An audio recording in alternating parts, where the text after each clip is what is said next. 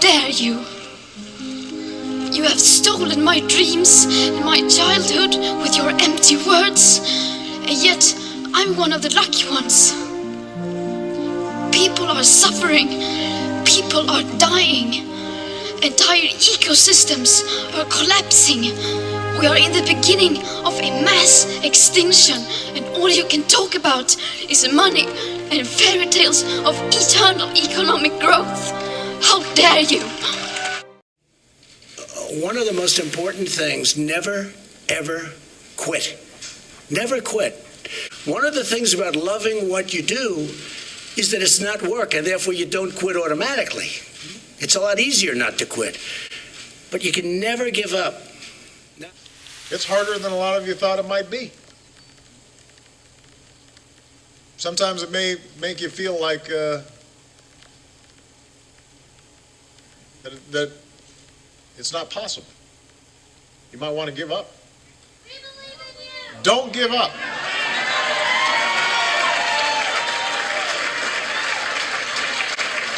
I don't want you to feel discouraged. I want you to understand that it just means we got to push that much harder.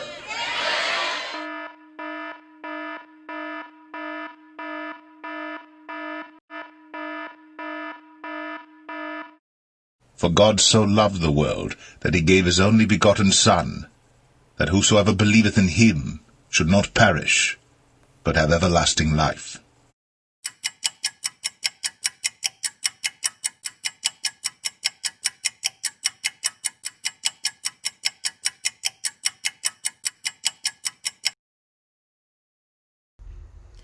Hello, so today I wanted to talk about the Linda Dolloff case up in Maine, Cumberland County, Maine.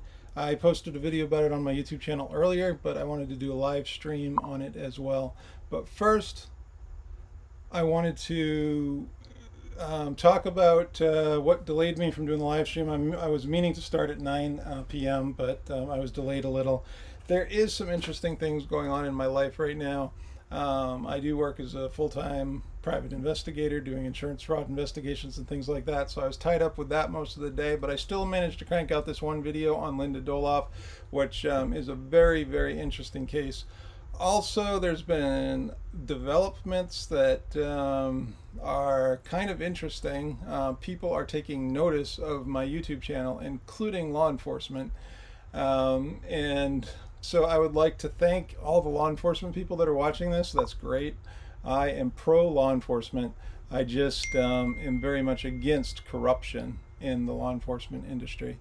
And I'm very critical of the corruption going on in states, in my home state where I grew up, the state that I love more than anything, the state of Maine. Thanks, Gary. I see that you are from Maine. It says Maine here. Thanks for watching. But the one place that I know is watching right now is the Maine Fusion Center, and I wanted to do a shout out to you, Maine Fusion Center. I got your message through my lawyer. I got your message. I'm not sure what I can say about it right now, but I did get your message. Thanks for taking notice. I knew you were watching. I thank you every day for watching, so I'm glad that you're continuing to watch. So Linda Dolloff is out of Standish, Maine, which is so funny because I have a good, when I was growing up in Maine, I was living in the town of Scarborough, which is sort of like a suburb of Portland, and one of my good friends was from Standish. I would go over to his house all the time. This case is out of Standish in Cumberland County, and this case is a showcase of a prosecutor going well and far above what she should do in order to get a conviction on somebody. Now I want to show you the video that I sort of put together throughout my day today. I was on a surveillance assignment, but it was sort of an easy, it was right on the ocean, and there were people that were walking by the sidewalk, and so I could just sit in the front of my van. I could watch the person's house very easily right in the front. I didn't look out of place because there were lots of other people sitting right in the front of their vans. It was a great day. I got some amazing results on my case, but throughout the day, I put together thoughts about, and I put together the final bit of research on this case that I had been researching for quite a while. So I first heard about this case many, many years ago when I was on a YouTube binge of true crime. And this is a case where basically a yoga instructor is accused of attempting to murder her husband. And I think that you'll find it very interesting. The first part of this, the first like minute or two, is filmed on the beach, so the sound's not that good. But after that, sound improves, and this is a fascinating story. What we'll do is we'll watch this, and then afterwards we'll come back and we'll talk about it. So I wanted to talk to you today about the case of Linda Dolloff. This case comes to us from Cumberland County, Maine, and this is a case that reeks of reasonable doubt. One thing about our criminal justice system is that it's supposed to be set up so that the guilty people, or the innocent people rather, never go to prison. And one of the consequences of that is that sometimes the guilty people go free. Now, I'm not saying one way or the other whether Linda Dolloff is guilty or innocent. The case is very fascinating, though, and I think that this is a case where the prosecutor went too far in trying to get a conviction. The prosecutor did not care about justice in this case. The prosecutor did not care whether the truth came out. All she wanted was to convict this woman, even though the case reeked to high heavens of reasonable doubt. Let's start by going over the details of the case. Now, dressed in jail orange and limping from a gunshot wound to the hip, Linda Dolloff is the Standish woman who was accused, tried, and convicted of attempted murder. Now, prosecutors say she attacked her husband brutally with a baseball bat, and then shot herself in the hip there to make it look like a home invasion. The district attorney offered me 3 years in prison if I would plead guilty. But I cannot do that, as I did not try to kill my husband. I now stand here in total despair. I'm 49 years old. I have lost everything. And I ask the court for leniency and mercy. Well, one, Linda is a peace-loving, kind, gentle person, content with her life, who loves the outdoors and growing flowers and, pottery and yoga. And the other person is a narcissistic psychopath who tried to kill her husband. One of the things that I remember when I first heard about this case is that a Sergeant Easterbrook, who happened to be close by when the 911 call came in, drove up the driveway and saw a shadowy figure in one of the windows of the house that he didn't believe was Linda. And Linda actually opened the front door as he pulled up and kind of fell out of the house. She had just suffered a gunshot wound. But before I get into all the reasons why this case reeks of reasonable doubt, let's go through the details of the case itself. The town of Standish, Maine is a quiet corner of America. The Dolloff family has called it home for generations. A street is named after the clan, bordering a piece of land that has been in the family for more than 100 years. It's a close-knit town. Sheriff Mark Dion says everybody's connected to in one way or another. Unfortunately, bad things do occur from time to time. On an April night last year at the Dolloff family home, one of those bad things was underway. A call came into the emergency dispatch. Quote, "My husband's not responding. He shot me. He shot me." End quote. A yoga instructor cried in a frantic recording of the 911 call. "Somebody shot me." "Your husband did?" the dispatcher asked. "No, not my husband. He's in bed," the woman replied. "He's not answering me. I just hear this gurgling noise." Jeff and Linda Dolloff had been married for 11 years. He was a high-powered management consultant. She was a yoga instructor. They had built a life together. His family's been in this area for 6 generations, Linda Dolloff, 48, said. "And shortly after we met," he said, I've been waiting my whole life for someone to love this place as much as I do, and I still love it. Not long after the Dolloffs married in 1998, they started on their life project, the Dream House on Dolloff Road. We harvested the trees, we sawed the lumber, we planed them into boards, we stood up the walls, we installed our own flooring. Linda Dolloff said, "It's a spectacular home with a beautiful fireplace. It's like being on vacation every day." For her, the centerpiece of the home was her yoga studio. It defined her. It was her hobby and livelihood. She taught a handful of students the body stretching and mind calming effects of yoga. I'm a yoga instructor, and it's not just a physical activity for me, or it's not just that I'm a teacher, she said. It's my way of life. But after a dozen years of an idyllic life, their marriage began to crumble. She was having trouble with his 3 daughters from a previous marriage. He complained that she was never happy anymore, and he wanted out. But Linda Dolloff was holding back. She was worried about losing her house, despite a generous settlement offer to which her husband agreed. She said she had not given up on the marriage. The door was not completely shut, she said. We were moving forward. We negotiated the divorce up to the point where I actually felt very comfortable. Indeed, even after agreeing on terms of the divorce, they remained in the same house they loved so much. Things were so amicable. They sometimes ended up in the same bed. I loved him, and if we wanted to get into the hot tub and have wine, that's what we were going to do, she said. And that, Linda told 2020, is exactly what happened on April 11, 2009, the night of the attack. A night shared by 2 people on the verge of divorce. There was a hot tub, a bottle of wine, sex, and then a return to their separate bedrooms for sleep. I had heard some nondescript noises, nothing that seemed alarming to me, she said. I walked down the hall. I remembered I had my head down and heard a loud bang, experienced some pain, and then fell. She said the pain was sharp, and from the bang she figured out she had been shot in the midsection. But the dark room made it impossible to see who fired the shot as she crumpled to the floor. I saw a movement, and that's all, she said. When I opened my eyes, in front of me, there was a gun on the floor. I reached for the gun, made contact with it. It fired. It scared me. Certainly my husband would be here, and I called out to him. Got no response. I heard him gurgling. Surprisingly, help was not that far away. Sheriff's Sergeant Jim Eastbrook was in the area at the time of the attack.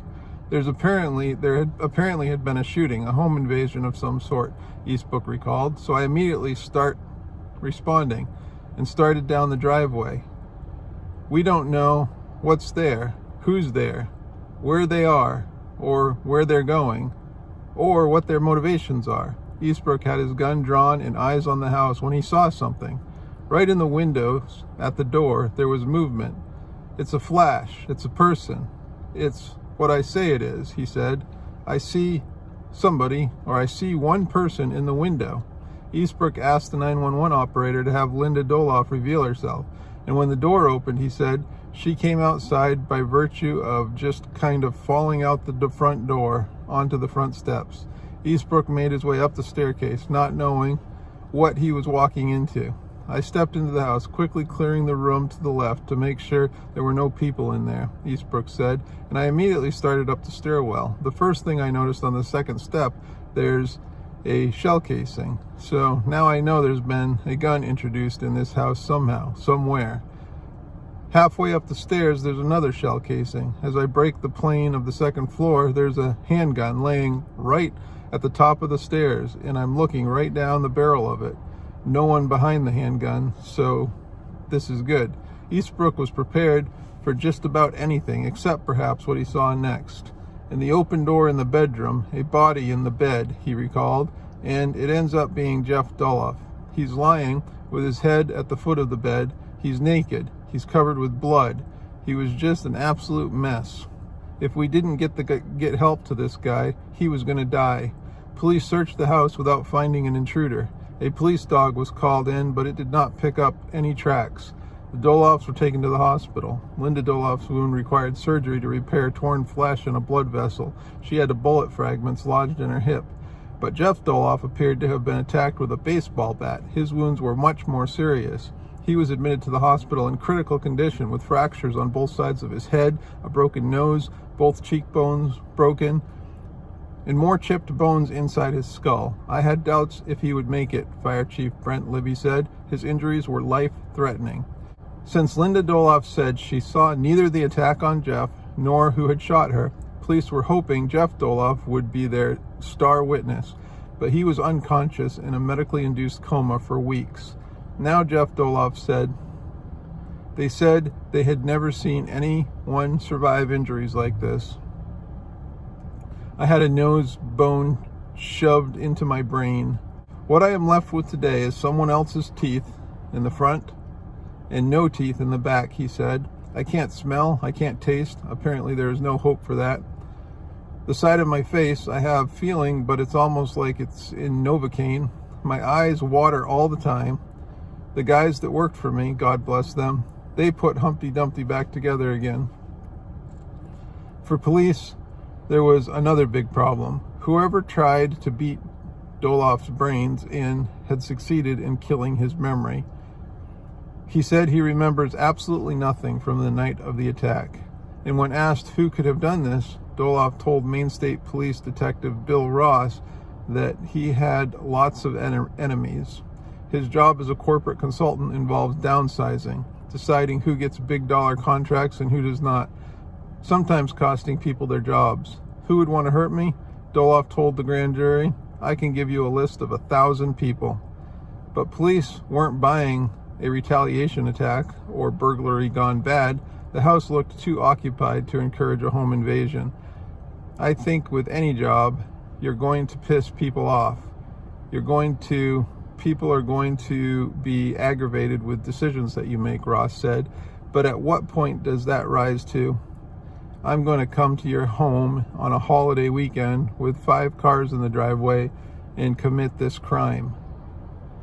Police interviewed his co-workers without generating a lead, and then Ross turned his attention inside the house. He began asking questions about their impending divorce, which was yet to be finalized. I want to know about your relationship with Linda, Ross asked Dolloff.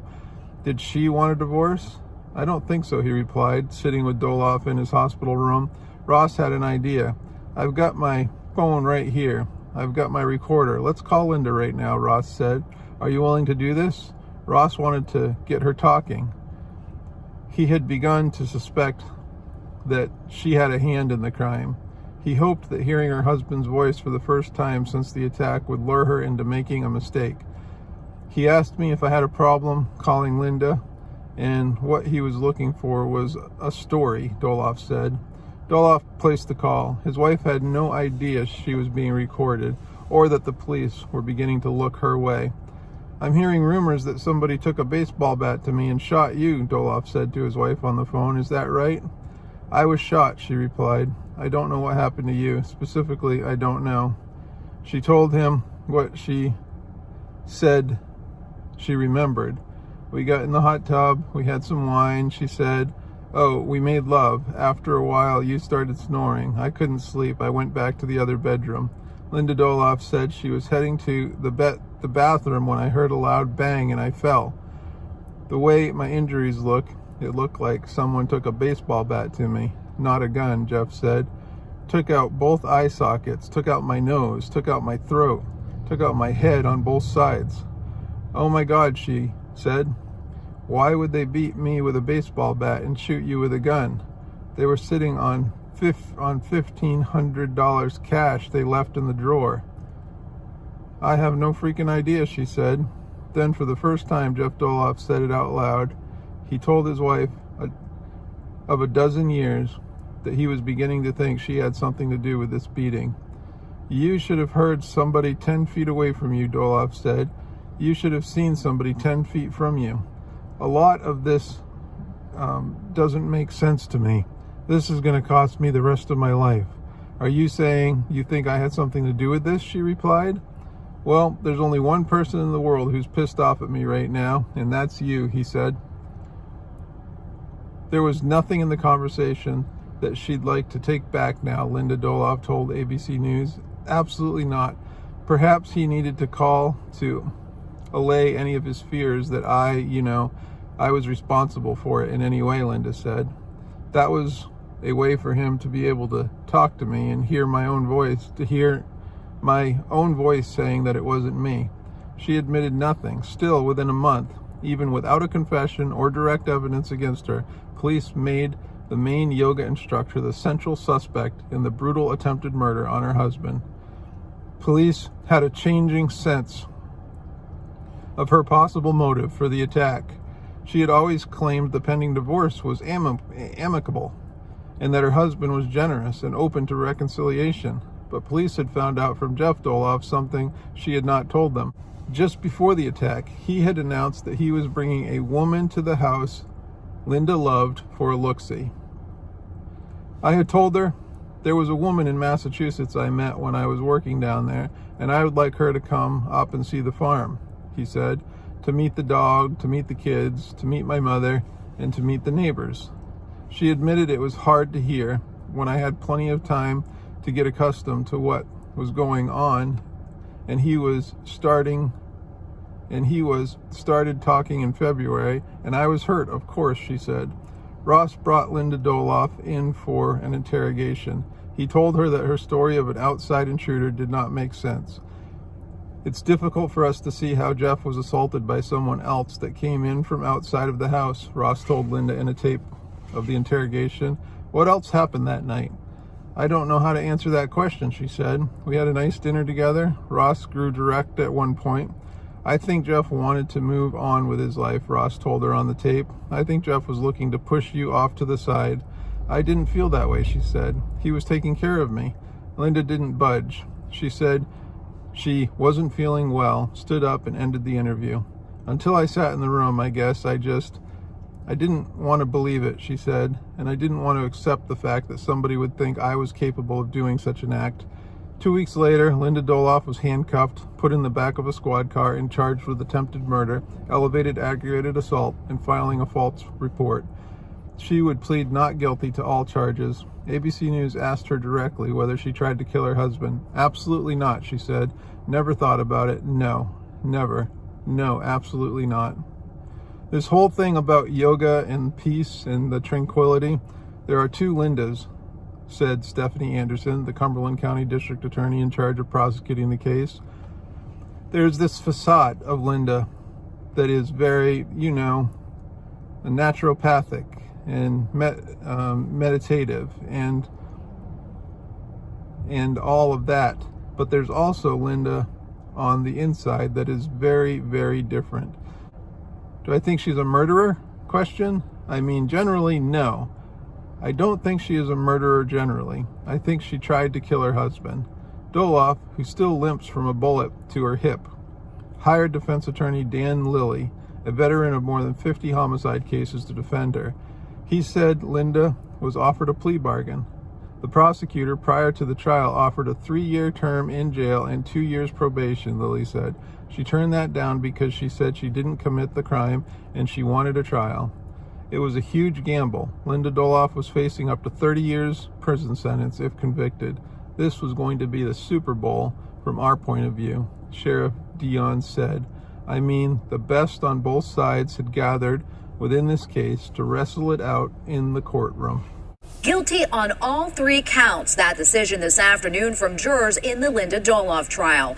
She is the Standish woman accused of trying to kill her husband last year and then cover it up. And you saw the verdict first here on News 8. This afternoon, a jury convicted Dolloff of attempted murder, elevated aggravated assault, and filing a false report. News 8's Jackie Kuchar is live with details from the Cumberland County Court. Jackie?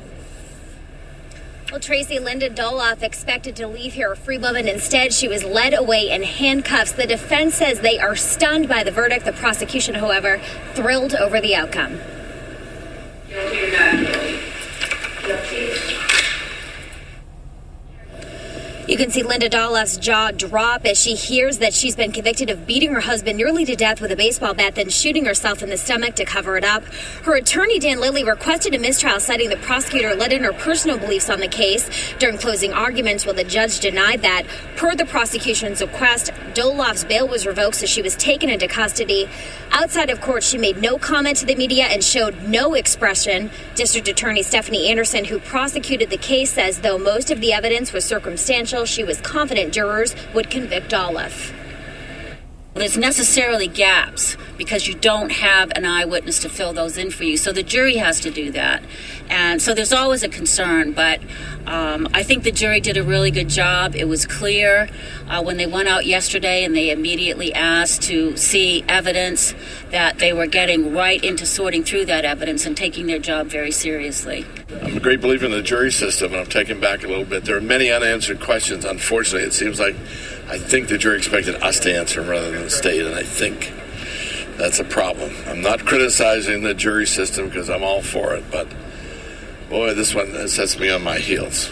Here is the mugshot taken of Linda Dolloff as she was taken to the Cumberland County Jail tonight. Her trial lasted about 2 weeks, but after hearing all of the testimony, it took jurors about 7 hours of deliberations over 2 days to reach their decision. News 8's Jackie Kuchar was in the court for the verdict, and she joins us now with the latest on Linda Dolloff's future. Jackie?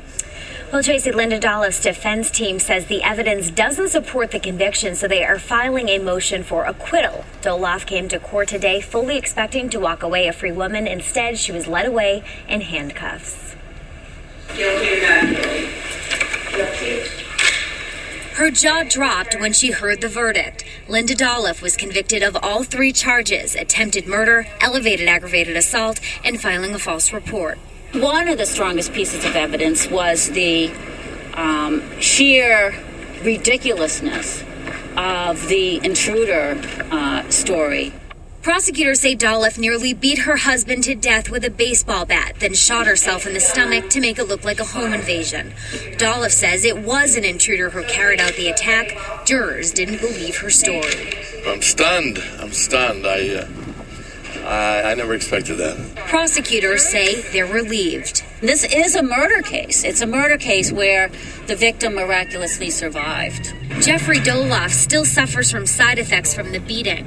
District Attorney Stephanie Anderson says he is also relieved with the verdict and relieved his wife, who is about to divorce, is once again in custody, her bail revoked after the verdict. Word stunned is the only thing I can say. I think she fully intended that acquittal would occur, and she fully expected it to occur.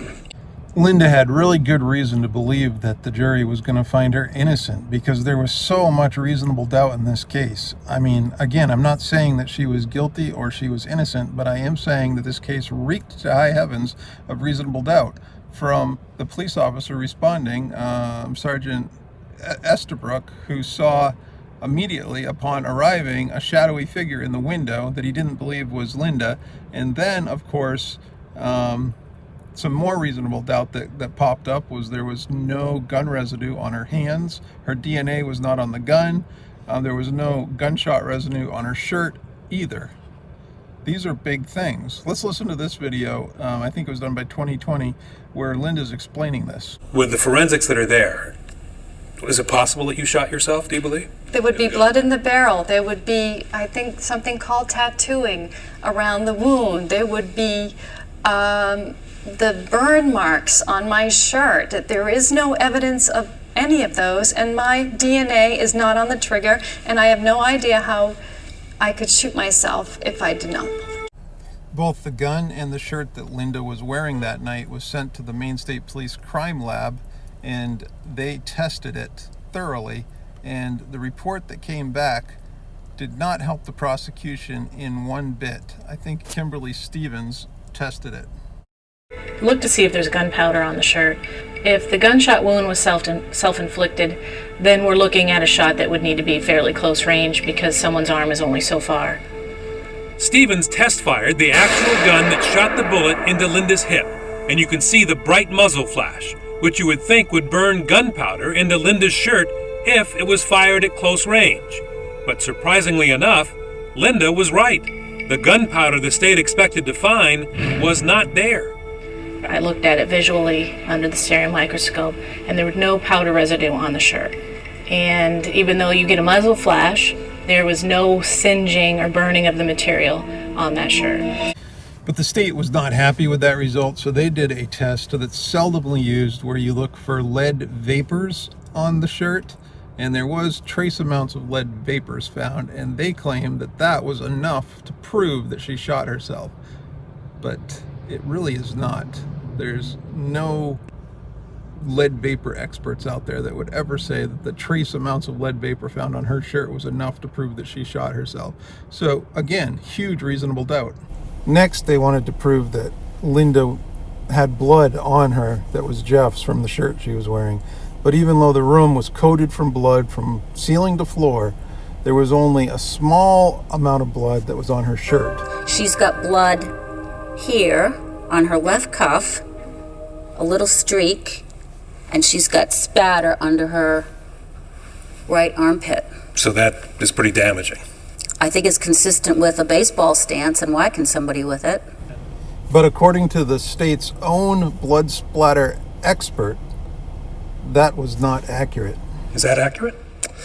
I'm not sure that it's accurate to say that there was no other explanation for it. What's interesting is the report that was read to the jury says that no conclusion can be drawn from Linda Dolloff's clothing. It's possible that she got the blood on her when she was comforting or when she was just walking through or falling down in the crime scene. But determined to win, the prosecutor lied to the jury. How could she get those stains but for the fact that she was whacking them with this baseball bat? There's no other explanation for that. When she says there is no other explanation, that's not true. I guess I would have to look at the statement. Right, I don't think that that would be accurate. There's so much reasonable doubt in this case. We have the shadowy figure in the window. We have no gunshot residue on her shirt or her hands. Her DNA is not on any of the weapons. The blood on her shirt is just not enough to be consistent with the bloody mess that was in the room, from blood splatter on the floor to the ceiling inside that bedroom. We have a really weak motivation for the case since she was having a peaceful and amicable divorce from her husband. They were living in the same house. They just had sex earlier that day. Just so much reasonable doubt is cast in this case, but the prosecutor ignored it all and just blatantly lied to the jury, even though their own witnesses said that there was an explanation for the blood on the shirt. The evidence in this case, the physical evidence in this case, does not point directly at anybody. And in fact, the blood evidence that you saw in this case says that, in fact, Linda Dolloff it cannot be concluded that Linda Dolloff did this from the blood on her clothing. There's no DNA on the trigger of the gun, which supposedly she used to shoot herself, that matches her. In fact, there's DNA on that gun in the trigger from somebody else, an unknown person. So yes, she does have some compelling points when we talk to her. She also points out that her entire life has been one of nurturing and of peace and calm. Linda Dolloff is not the kind of person you would expect would murder her husband, even if she was upset at him, she says. And she says she wasn't upset at him. That the facts are, she says, that they had sex that night, that they had dinner together, they had glasses of wine in the hot tub. There was no reason for her to be upset, although they were getting divorced. She says it was amicable, and she's very convincing on that. So of course there's another side to this story, and I think this 2020 reporter summarizes the prosecution's arguments very effectively. Her story about an intruder coming in, bringing not their own weapon in, but finding two weapons inside that house, that's not what an intruder does. If an intruder's coming in to murder somebody or to try to murder somebody, they bring their own weapon, if that's the point in coming. If they're a burglar, frequently they don't mess with anybody. As soon as they see somebody who wakes up, they run. They wouldn't start beating on somebody in their bed. So her story of an intruder doesn't hold up. So there's evidence on both sides, and that, to answer your first question, that's what makes this such an interesting case. So obviously that story does not make a whole lot of sense, but is it the defense's job to make that story make sense? Or is it just the defense's job to poke holes in that story? And I think that the defense did a very effective job in poking holes in that story. The fact that there was a shadowy figure that was seen in the window by the responding officer, the fact that somebody else's DNA was mysteriously found on the gun, these are huge holes that actually give credibility to her story and cast tons of reasonable doubt. The jury, as you saw, was very open about the fact that in the beginning they had a lot of sympathy for Linda Dolloff. In fact, there were 5 not guilty votes in the first vote. All the women on the jury voted not guilty at the beginning. They believed that there was still a chance that somehow an intruder had gotten in, and the police did not do a good enough job in surrounding the house and looking around the house to rule out an intruder. So they had some doubt about that. But in the end, I think what you saw there was Linda Dolloff's own words really sunk her. The words that were on her computer. The last evidence in the case was a document called the Corinthians document. And in that document, Linda Dolloff says that she's frightened, that she feels alone, that she feels desperate. And the jury had been hearing all along, and as we had from our interviews, that Linda Dolloff said she wasn't any of those. So they're saying that the jury, the last bit of evidence was Linda Dolloff's personal journal, where she writes down some of her vulnerabilities, and that was what sunk her in the end. That doesn't make a whole lot of sense to me. There was something else going on in that jury room. I just don't get it. There was just so much reasonable doubt in this case. It doesn't make sense. Standish woman convicted of attempted murder for beating her husband with a baseball bat has appealed her conviction to Maine's highest court. Linda Dolloff is serving a 16-year sentence for the attack, which she claimed happened during a home invasion. News 8's Steve Minnick was in court today, and he joins us live from the newsroom with the latest. Steve? Well, Tracy, Linda Dolloff herself was not inside the courtroom today. Convicted back in 2010, among other issues, her lawyer argued misconduct by the prosecution. That crosses the line between what is appropriate and what isn't appropriate. Linda Dolloff's lawyer, Vern Parody, told the Supreme Court the prosecution crossed the line too many times, accusing the district attorney of misrepresenting facts and often attempting to sway the jury with her own personal opinions. The trial judge consistently and on numerous occasions had to reprimand the prosecutor. The nearly 3-week-long trial in 2010 was based on much circumstantial evidence. Dolloff claiming an intruder had beaten her husband, then shot her in the stomach. What Ms. Anderson. Assistant DA Ann Berlin telling the justices today the prosecution played by the book. It's about highlighting the strength of the state's evidence and pointing out that the defense theory of evidence does not take into account the state's evidence that was so strong. I've done a lot of appeals, and it's always difficult to get a gut feeling. Parody says he can't predict whether he'll win this appeal, but will say he's encouraged by the line of questions the court posed to both sides of the argument. I'm happy with the way the questioning went, and I think that the justices, they recognize the issues and the problems, and I think that they at least can make an informed decision. One of the biggest pieces of evidence that the grand jury was made aware of and the prosecutors knew about, but didn't really make it into the big narrative in the trial, was that Mr. Dolloff had a job where he basically would be involved in downsizing companies, where people would lose their jobs, people's lives would be affected. And he was making tons of money off the misery of other people. And he said to the grand jury when asked, or when the prosecutor asked, he said, do you have any enemies? And he said, I have thousands of enemies. There are a lot of people that would want to hurt me. Again, another piece of evidence that who knows where to go with it, but it casts tons of reasonable doubt. So the prosecutor is lying through her teeth to the jury. She's hiding evidence from the jury that would lead you to see reasonable doubt. You have the mysterious shadow in the window. You have no gunshot residue on her hand, on her shirt. You have somebody else's DNA on the gun. Her DNA is not on the gun or the bat. And you have a bloody mess of a crime scene, but yet she remarkably doesn't have much blood on her, and what little blood she does have on her can easily be explained away by that she just was, you know, she was in the house, she was in the crime scene when it happened, and maybe the husband, as she was comforting him, coughed up blood on her or something like that. The blood on her shirt was not consistent with the prosecutor's theory of the case. So you have all this reasonable doubt. The case reeks to high heavens of reasonable doubt, but yet the prosecutor creates a narrative not about trying to get justice, but about trying to win the case. And she leaves out crucial evidence that could help justice be served. See, this brings me back around full circle to where I started this video. That one thing about our justice system is that it's set up so that we're supposed to not be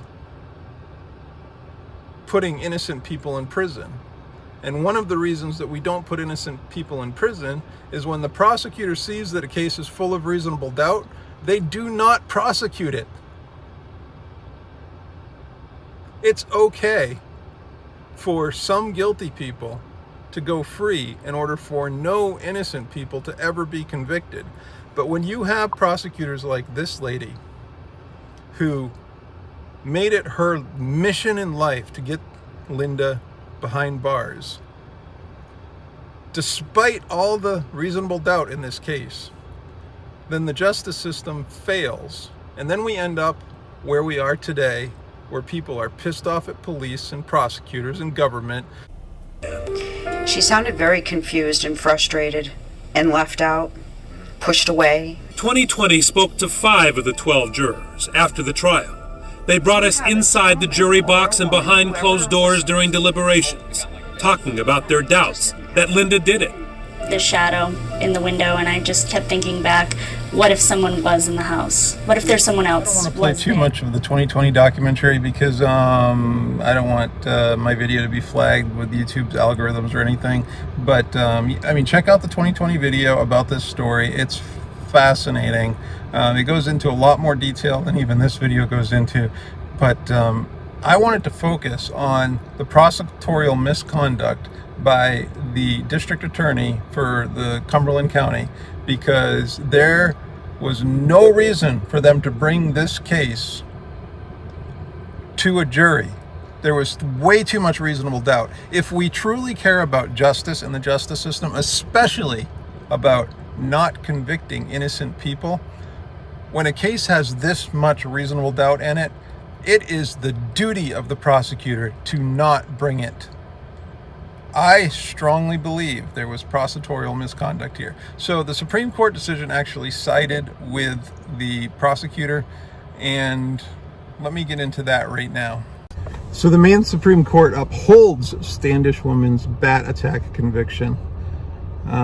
Maine's highest court on Tuesday, this is back in 2012, upheld the conviction of Maine yoga instructor who is serving a 16-year sentence for beating her estranged husband with a softball bat for staging the attack to look like a home invasion.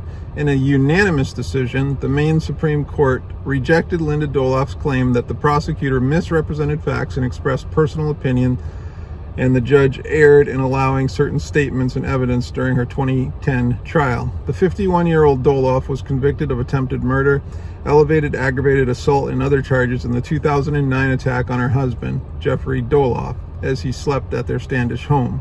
The prosecution says she then shot herself to make it look like she was a victim of the attack. The couple at the time had agreed to a divorce and slept in separate bedrooms, but in the same house.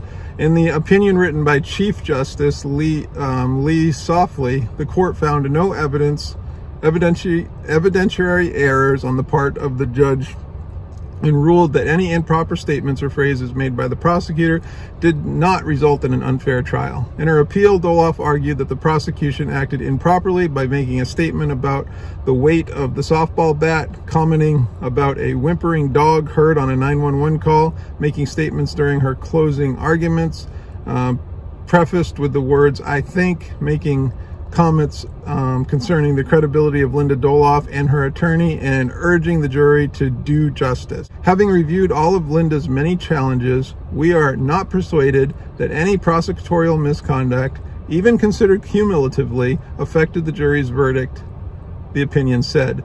During Dolloff's 15-day trial, prosecutors alleged she attacked her husband in the early morning hours of April 12, 2009, so she could keep the couple's property and maintain the lifestyle she had grown accustomed to. Jeffrey Dolloff sustained life-threatening injuries, including multiple skull fractures and a fractured nose, while having several teeth knocked out, according to court documents. He has no memory of the assault and is not expected to fully recover from his injuries.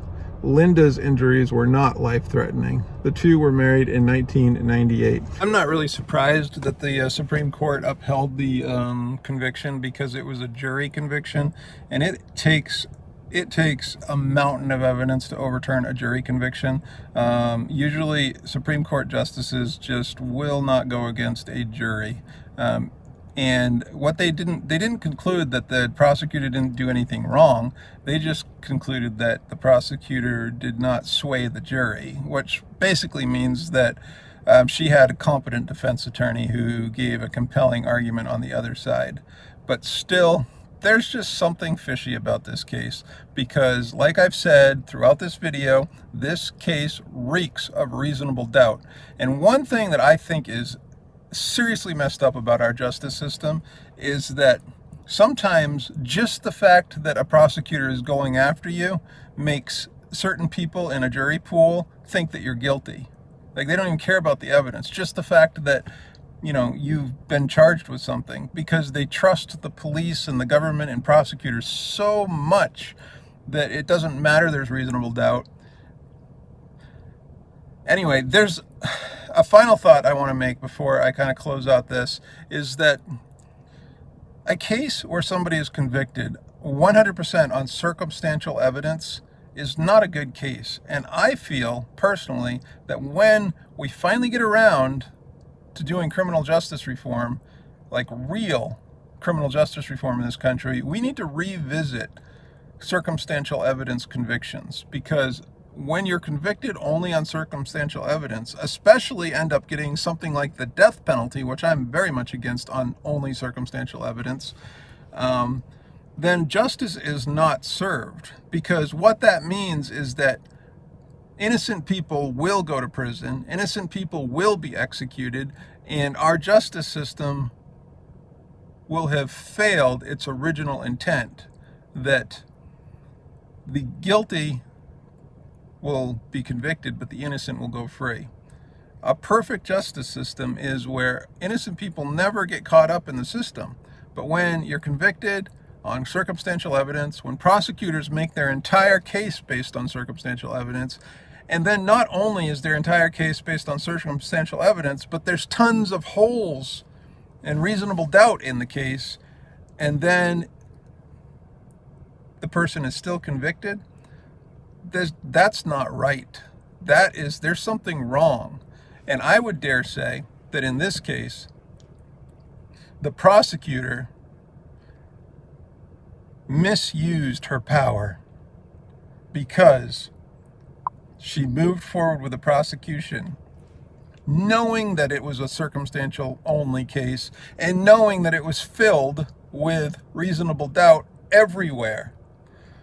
Am I surprised this happened in Cumberland County, Maine? Not at all, because government officials in the state of Maine have zero accountability. Zero. Imagine you're a public defender with a client accused of a serious felony. Your conversation almost always begins in jail. In the visitation room, you begin preparing him for the most important decision he has ever made. And he'll have to make that decision while sitting in a cage. The prosecution has offered a plea bargain. It expires soon. If he accepts a guilty plea, he'll get out of jail sooner than if he goes to trial. Before the plea offer expires, your investigator tries to identify and interview the prosecution's witnesses. Are they unreliable? Making faulty assumptions? Lying? It all matters to your client's freedom, but you're operating in the dark because you don't know who those witnesses are.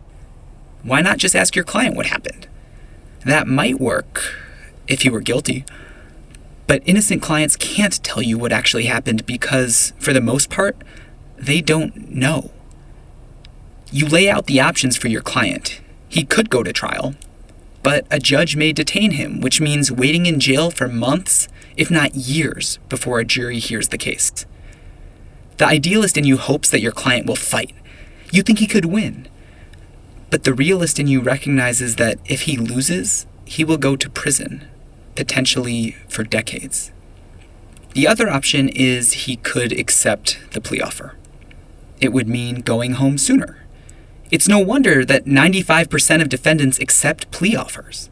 It's also no wonder that so many people exonerated of crimes like manslaughter and drug offenses originally pled guilty. Your client signs the paperwork admitting to something that you believe in your gut he did not do. The judge asks you, does either counsel know of any reason that I should not accept the defendant's guilty plea? You want to shout, yes, Your Honor. This plea is the product of an extortive system of devastating mandatory minimums and lopsided access to evidence. My client faced an impossible choice. He is saying what is necessary to avoid the possibility of losing his life to prison. Instead, you reply, no, Your Honor. Let me know your thoughts about this case in the comments. Keep the conversation going in the comments. So that was an interesting story about Linda Dolloff. I wanted to show you this comment on Twitter, and let's keep this conversation going in the comment section during this live stream. If I don't get a lot of comments, then we will move on. But let's see, let me move to my iPad screen here. If you look at the Sammy Marie tweet there, it says, just watched the 2020 special on Linda Dolloff, and honestly, there was no way I would have found her guilty. There was way too much reasonable doubt, and the fact that the jury admitted to her, quote, cold, unquote, demeanor as the reason they found her guilty is ridiculous to me. WTF. So she's referencing the fact that basically the jury convicted her based on a journal entry where she talks about her vulnerabilities. I mean, that is the craziest reason to convict somebody, especially in a case like this that is filled with so much reasonable doubt. I wanted to just divert from this case for a second and talk about a conversation I had with a friend from Minneapolis today. So Minneapolis is sort of, that's where the George Floyd thing happened. There's been lots of protests there. And my friend who works in Minneapolis, he commutes into Minneapolis and works and does construction projects and stuff all day, has said ever since the George Floyd thing happened and the protests were happening in Minneapolis on a nightly basis and whatnot, he has not seen police at all. There's been zero police presence at all. But today when he goes into Minneapolis, there's police officers everywhere with people pulled over on the side of the road. There's people detained on the sidewalk, just police everywhere. He's like, I don't know what happened. All of a sudden there's just police everywhere. For the last 2 months, I haven't seen a single police officer. And now today, police are everywhere. What's going on? Well, I have a theory about what's going on. Joe Biden has gone down in the poll numbers because of all these, quote, protests, which are actually riots and looting and criminal activity. But he's gone down in the poll numbers. So I think that now cities like Minneapolis that are extremely sort of on the fringe left are going to start cracking down on people and protesters and people going into the city and cars they don't recognize and people from out of state. They're going to try to make sure these protests go away now, because now that they're affecting Joe Biden's poll numbers, I think the protests are going to come to an end, which is a good thing in my mind, because I think that the protests are a distraction from real change that could possibly happen in our country. With all the protests going on, people are actually getting more sympathy for the police than for police reform, and it will probably make the police more powerful. But I think if we want real police accountability and police reform, which we need, I mean, I agree that the majority of police officers are good. So I'm on that camp. I support the police. But the few that are bad are never called out by the good officers. In fact, in my merch store, you'll see a shirt that I have that says, "Good cops don't defend bad cops." Well, there's a kind of double meaning behind that shirt, because have you ever heard of any cop that doesn't defend a cop that's sort of been accused of something? It just doesn't happen. So it basically means that there's no good cops. But I don't really believe that. I believe that the majority of police are good. I just think that there's a system set up where if you're a good cop and you call out a bad cop, then you're sort of punished. Take, for instance, up in Maine, my home state where I grew up, there's a police detective by the name of George Loader who just blew the whistle on the Maine Fusion Center for spying on peaceful protesters and Black Lives Matter protesters in a camp up in Maine that had, I think, a Jewish camp, and people that were against and protesting a power line going through Maine. This Fusion Center was spying on these people, and Detective George Loader of the Maine State Police was calling out. And for calling out this bad department, he was retaliated against. He was demoted. He was put on desk duty. I mean, to the point where he had to sue. So his life will probably never be the same. He'll probably have to retire early and have that cloud over him the rest of his life, all because he called out some bad cops. But I believe, much like George Loader, there are a lot of really good police officers out there. But these protests were basically making people have more sympathy for the cops than for and distracting from a real conversation about police reform and police accountability. So what I'm going to do now is give you a little history of why I'm making these videos. And I think that this is a video that kind of explains my motivation for exposing corruption in Maine, and I think you'll find it pretty fascinating. If you've already seen it, I apologize, but I'm getting new viewers all the time, so I feel like it's good to replay it. In 2003, I applied for a PI license in Maine and I was denied based on parking tickets. In 2011, I applied for a PI license in Maine and I was denied because they claimed that I was working in Maine without a license when all I did was do some training in Maine. The case was dismissed, the judge threw it out, and after it was thrown out, they still denied my license, claiming that it doesn't matter that the judge threw it out. After that, they called my largest client, told them that I was under an investigation that's ongoing. That client dropped me, and I ended up having to scramble in order to just survive that year. But I rebuilt my business, and then again in 2018 or 17 I applied for a license a third time. This time they scoured my social media and they found a comment that I made under a post, and they used it against me to deny my license, saying that I was libelous against a police officer when I questioned a police-involved shooting where a Maine State Trooper killed 2 people, or was involved in killing 2 people. Just so happens that that Maine State Trooper was in charge of giving PI licenses to people in Maine. Isn't that quite the coincidence? The corruption in Maine is worse than you could ever imagine. Cronyism is worse than you could ever imagine. In 2003, at the very beginning of my PI career, when I was starting my business, there was a PI by the name of Ray Wood who told me, don't bother applying for a PI license in Maine, you'll never get it. They only give licenses to former state troopers, people that are well connected, or former law enforcement. I didn't believe him, and so I applied, but his prediction came true, unfortunately. Since then, I've learned of so much corruption that I'm convinced Maine is one of the most corrupt states in our country. More corrupt than Chicago, New York in its heyday, Boston in its heyday. when corruption was known to exist there. Because it's such a small state and the crime is so low, they get away with the corruption. The federal government doesn't want to waste their time on such a small state, such a insignificant amount of corruption in their view. But to those of us that love Maine, and that for me, I'd like to return to Maine, the corruption in Maine is preventing me from doing that. Cronyism is out of control. But it's not just me who they retaliated against. There was a private investigator by the name of Bobby Doyon. They retaliated against him too. Similar circumstances, the same characters were involved.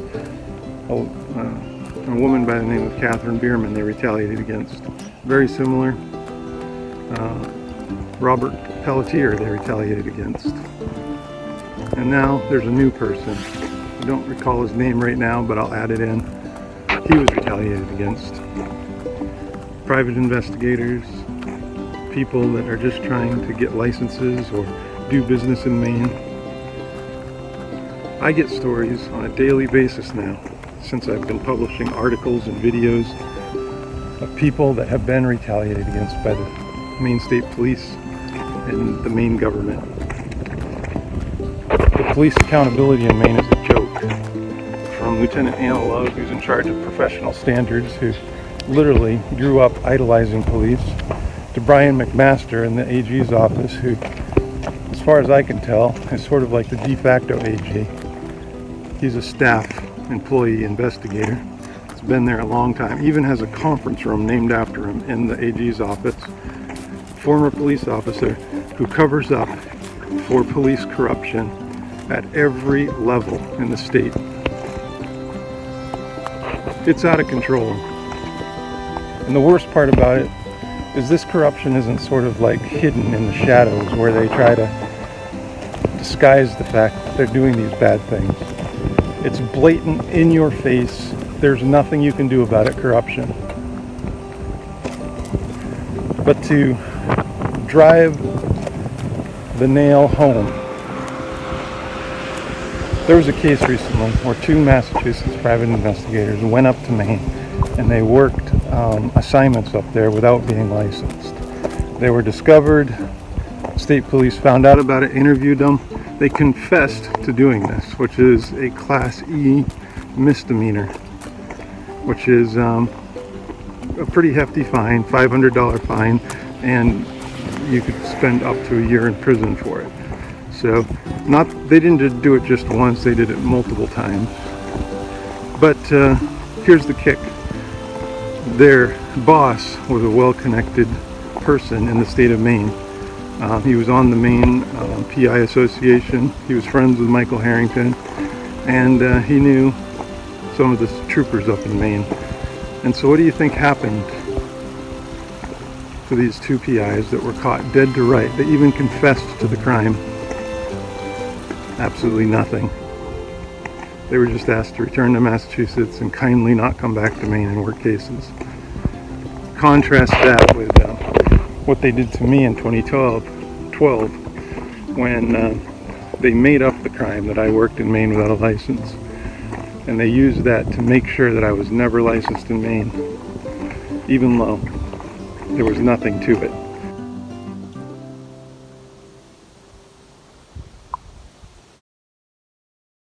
So that was me talking about being railroaded by the Maine State Police while literally on a railroad. I saw this comment that just came in, and this is fascinating. Froggy needs no master. Why censor comments, sir? Or is the Oogler AI at work here? That is very, very interesting. It goes along with something else I learned earlier today that I can't talk about yet. But I'm not censoring comments. I'm not. I've been just managing this stream. I'm not censoring comments at all. So if you're making comments and they're being censored, it's not me. I agree with that statement right there. So just to fill in a little bit more about that, I'm actually licensed in Massachusetts, New Hampshire, Vermont, and Tennessee. I can work. I've been previously licensed in New York and New Jersey. I let those expire because I no longer get cases in New York and New Jersey. All my cases are in Boston. When I first started, I was kind of expanding out all over the place, but now I have 17, 18 years of experience.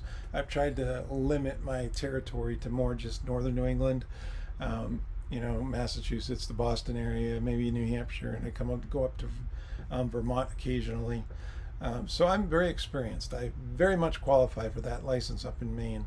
And there's really no question that the reason why they're giving me a hard time up there has nothing to do with my qualification and everything to do with cronyism. That's why they hate me so much up there. And that's why the Maine Fusion Center has been spying on me. And there's no doubt they've been spying on me. I have proof from when I appealed my denial and they gave me discovery materials. They included in that discovery materials a huge packet of information from prior to when I even applied. So why would they have accumulated information on me prior to my application date to deny me that application?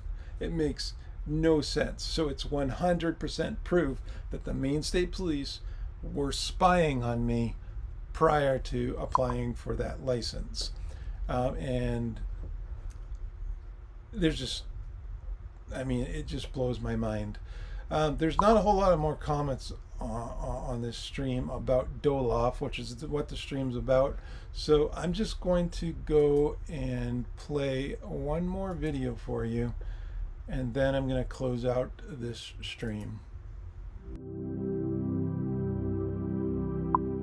Prior to Maine denying my PI license, I really was invisible. I just kept to myself. I did my own thing. I worked hard, kept my nose to the ground, built up my business, and then boom, I run into a brick wall of corruption up in Maine. If I hadn't have run into that brick wall of corruption, I would not be posting these videos right now. I would not be exposing corruption all throughout Maine government, pervasive corruption that infects every aspect of the public sector in the Maine state government, from the state police to local sheriff's departments to industries where cronyism just runs rampant. In fact, the corruption in Maine is so blatant and in your face, it just surprises me. My life seemed more peaceful and more tranquil prior to knowing that my home state, the state that I love, the state that I want to move back to, the state that I wanted to move my family to and raise my kids in, is just so corrupt. And I'm speaking to the public officials right now, the public officials, the corrupt and dirty public officials in Maine. All you had to do was give me the PI license and I would have just shut up. I wouldn't have said anything. I would have just moved on with my life. I didn't want this fight.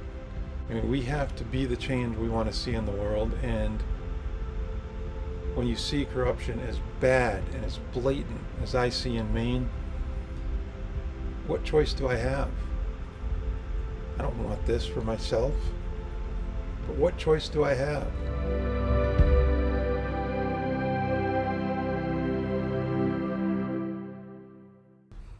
So this comment just came in, which I think is another fascinating comment.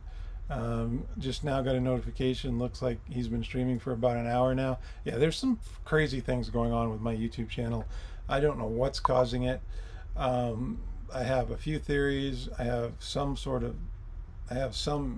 information that I'm not prepared to talk about right now, but yeah, I will just say this, that there's some strange things going on with my YouTube channel and I do not understand it at all. There was somebody else who sent me an email earlier today saying that they're no longer getting notifications at all when I upload a new video. They have to check my channel, so not sure why this is happening, but it is, so I guess I'll have to figure out what's going on. I also wanted to just go back to the Linda Dolloff story real quick and pull up these comments that came in on my Facebook page. And Dottie LaFortune is somebody who I did a story on a few days ago. Check my YouTube channel for her story. But she wrote, prosecutorial misconduct is alive and well in Maine, and I have to agree with her there. And I think that this case, this Linda Dolloff case, prosecutorial misconduct did happen. Stephanie Anderson was the prosecutor on this case, and you could tell, actually, you could tell with all that she was saying every time they interviewed her that she just wanted to win. She didn't care about justice. She just wanted to win. And I got the same vibes off that appeal attorney, the attorney who filed the appeal on the case on behalf of Linda, that he was just in it. It was a game to them. That's what our justice system is. Our justice system is just turned into a game for these people. Justice doesn't matter. They don't care about justice. They just want to win. And I believe that Stephanie Anderson should have never brought this case to a jury. She should have never even prosecuted this case. There's actually a case in central Maine, in the Livermore Falls area, where I don't remember the girl's name, but she went missing back in the 80s. I think when she was on prom night, on high school prom night, she goes to her prom, and then she ends up being, she goes missing, and the police pretty much have the case all figured out. They know who did it. The guy who did it, I guess, I think he told a friend or something, and the case is pretty much all figured out. They know who did it. They just haven't found her body yet. But the prosecutors up in what's that, Androscoggin County, I think, haven't filed charges against this guy. And this is a case that's 30 years old because they don't have enough evidence. The only evidence they have is circumstantial, and the prosecutor won't bring that circumstantial case to a jury. And so this guy, who most likely killed his girlfriend back in the 80s in high school, hasn't faced justice yet. Now, I'm okay with that. And the reason I'm okay with that is not because I don't want this guy punished. I do. If he did it, I want him punished. But our system has to be set up so that some guilty people are walking our streets. And we have to accept that, because when we allow that to happen, that means it's less likely that an innocent person will ever be convicted. Because let's face it, it's just circumstantial evidence. It's possible that she ran away and drowned in the Androscoggin River or something. That's entirely possible without direct evidence or a confession. Even confessions are a little tough for me. But without direct evidence of some sort, I think it's dangerous to move forward with that prosecution. And I think that alone amounts to prosecutorial misconduct. Not to mention, back to Linda Dolloff, Stephanie Anderson actually lied to the jurors. She actually told just bold-faced lies to the jurors during the trial, mischaracterized evidence to the jurors during the trial. And there's something about, if you're a prosecutor or you're the police officer on the stand, or you're even just being charged and you're in the courtroom itself, people in the jury pool sometimes just respect the system so much that they just assume that there's no shenanigans going on. And if you are sitting behind the defense chair table, then you are going to be guilty. They just assume that. You automatically get the presumption of guilt rather than the presumption of innocence. That's just the way the system works. Just the fact that you're the one that received a charge and went through the whole thing, jurors automatically think, well, they're probably guilty. So defense attorneys know that, and they have to overcome that first. And so when a prosecutor actually uses her position to lie to the jury and to misconstrue evidence to the jury, and to bring a case to the jury that has tons of reasonable doubt, over and over again I see cases where it's just filled with reasonable doubt, but there's a jury, or they just get the perfect jury. And a conviction happens, even though it shouldn't. Her other comment is, we also need jury reform and to end stacked juries, which does happen too. Keep in mind that when prosecutors call a jury, they sort of have, well, first of all, they're calling a jury of voters. So these are very active voters that are more likely to be pro-police and pro-government than pro-defendant.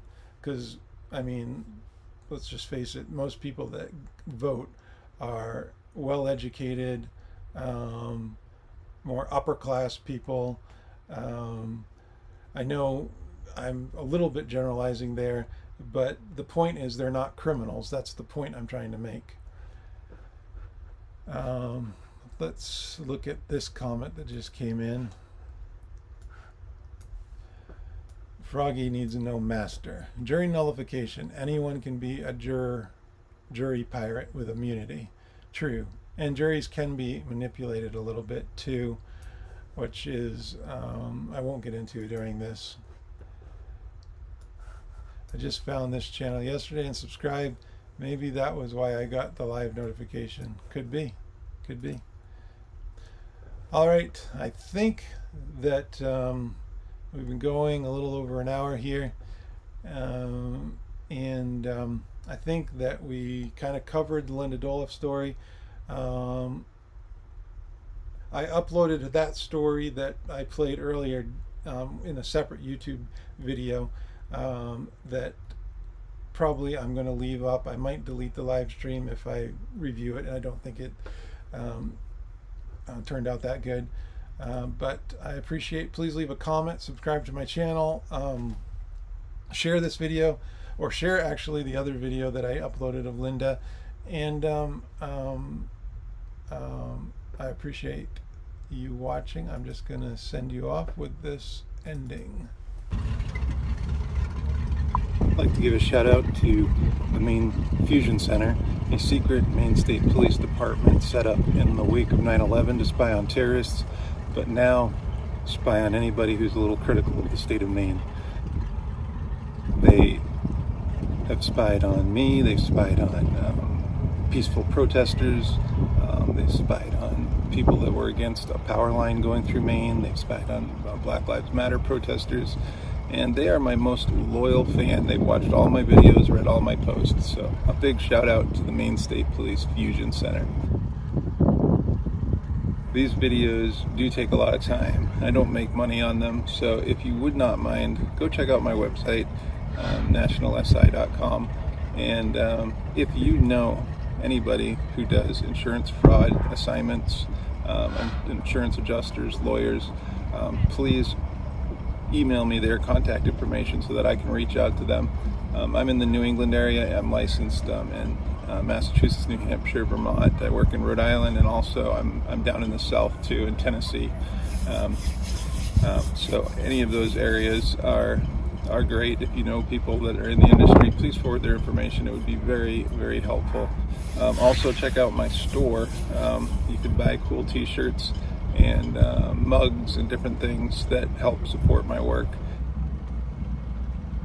I just want to get to the truth. That's my goal with every case, with every story that I do, and the truth and uncovering the truth is very important, no matter where it leads.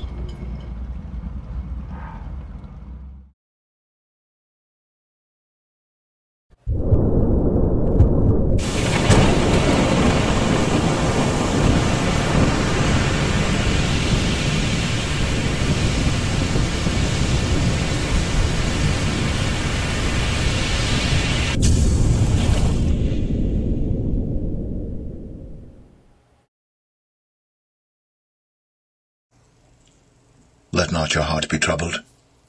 Ye believe in God, believe also in me. In my Father's house are many mansions. If it were not so, I would have told you. I go to prepare place for you. And if I go and prepare place for you, I will come again, and receive you unto myself, that where I am, there ye may be also.